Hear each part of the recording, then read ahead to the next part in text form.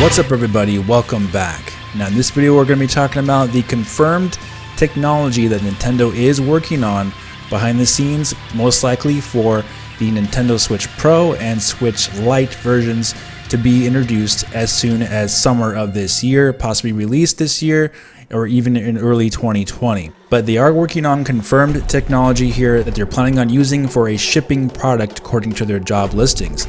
And that is 3D spatial audio. They're actually working on, as we speak, a device that uses 3D spatial audio, or at the very least they're hiring people that are very familiar with 3D audio and how it works and how to program for it in certain devices like home theaters and other devices as well that use it. But we're going to go in depth on this in this video because I do think you guys are going to find this very interesting once we talk about what Nintendo could actually be using this technology for. In some recent live streams I've had some questions come up about why Nintendo would want to use 3D spatial audio or 3D audio in general.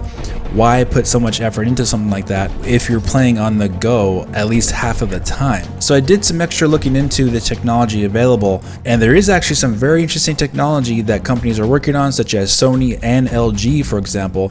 We're going to look at what LG has worked on here with their crystal sound displays. And first of all, take a look at this video explaining exactly what this is, and then we'll talk about it after that. What LG is calling this is crystal sound OLED.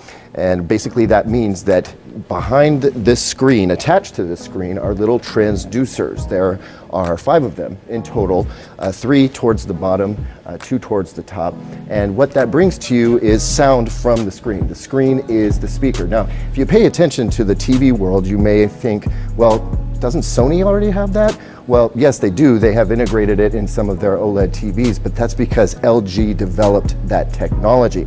So the evolution here is that it's moving from a 2 transducer sort of display where you get, some pretty good stereo effects to a multi-transducer display so that they can actually simulate Dolby Atmos, which opens up the sound quite a bit. So you get a little bit of height information there, as well as a center channel, so they can anchor dialogue and sound effects anywhere on the screen that they want to.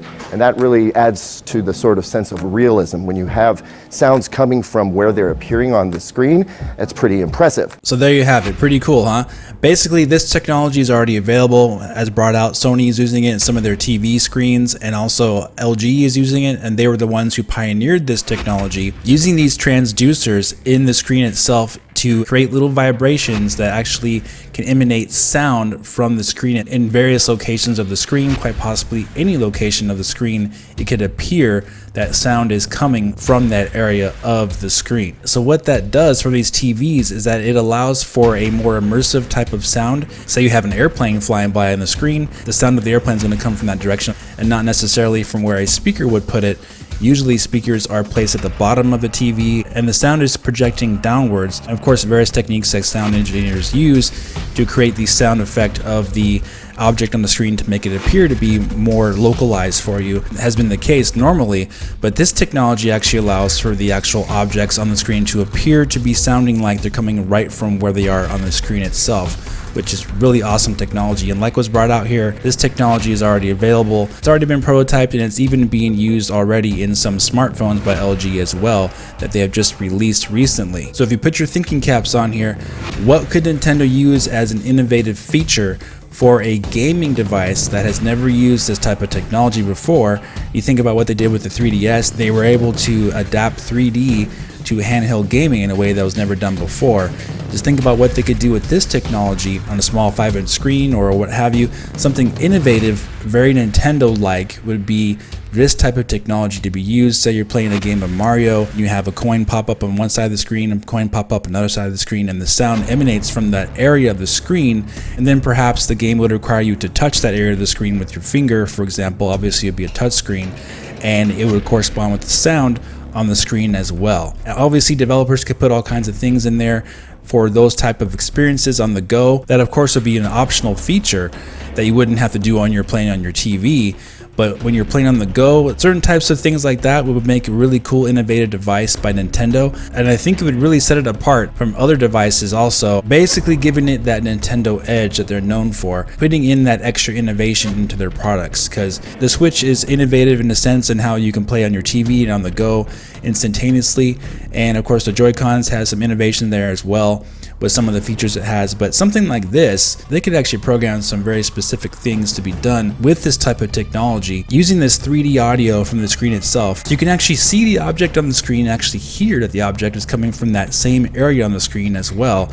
I think that is really cool. And as you know, Nintendo, that sounds like something very quote-unquote Nintendo, right? It's something that they would do to innovate. Also, on top of that aspect, guess what that does for the handheld device itself? Well, that means they do not actually have to have speakers built into the handheld device, the Switch console itself, the Switch Lite or Switch Pro, which actually could lead to more sleeker designs and actually having more room for a bigger battery in these portable devices, because they actually don't have to worry about the space needed to put in speakers into the housing of the console itself in order for it to emit sound. They can do it from the screen itself and not have to worry about that, and actually devote more of that, like we said, to the battery. That would be one theoretical way that Nintendo could use this 3D audio that they are factually working on behind the scenes for a device that they're saying that's going to be shipping this year in 2019. So that is at least going to be the Switch Lite version of this console. You've heard from the Wall Street Journal and Nikkei that at the very least the Switch Lite version is going to be introduced most likely first, or at least released first. They may not have a problem with revealing both at the same time and then releasing one first and one after. Most likely it looks like it's going to be the Switch Lite version, with the Switch Pro version coming in late 2019 or perhaps early 2020, give or take how ahead or behind Nintendo is as far as manufacturing goes. Because it is kind of hard to think that they would only be working on 3D spatial audio just for the home theater experience, because these are hybrid devices. You're going to be playing half your time on the go, half your time on the TV, depending on what your choice is. But in my point of view, they wouldn't just simply focus on one aspect of it so heavily, leaving out the other aspect of it. This would make perfect sense for Nintendo as an innovator to put this type of technology in the system and to have more options, to have a bigger battery size and more form factors for the device itself, by eliminating the need to have that space for speakers in the actual consoles. So I thought that was really interesting, guys. I wanted to share with you.